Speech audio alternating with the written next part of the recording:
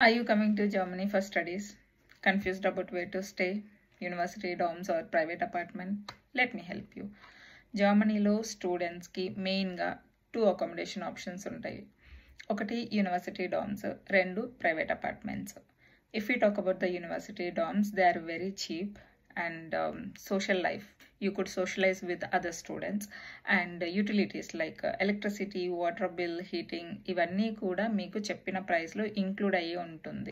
ఇక్కడ కాన్స్ వచ్చేసరికి ఏంటి అంటే availability of rooms are very less, number of students are increasing on every semester, కాబట్టి you have to apply early. Talking about the ప్రైవేట్కి వచ్చేసరికి they are like little costlier than student DOMS.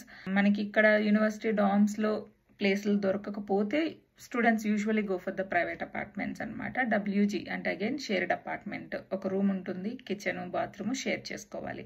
Again we have the WBG and ఐడబ్ల్యూజీ, ఇవి కూడా అపార్ట్మెంట్సే, కాకపోతే ఇంకొంచెం కాస్ట్లీగా ఉంటుంది బట్ వెరీ ఫ్లెక్సిబుల్ అనమాట. You have to search 2-3 months before your semester start in private apartments అనమాట. సో ఎక్కడ సర్చ్ చేయాలి అనేది I'll mention the platform names in the caption below. Please go through that and search the nearby places అనమాట. మీ యూనివర్సిటీకి దగ్గరగా ఉన్నవి search చేయండి, you will be getting that. Full detailed accommodation guide coming this week, and save this reel. Follow me for more such Germany tips.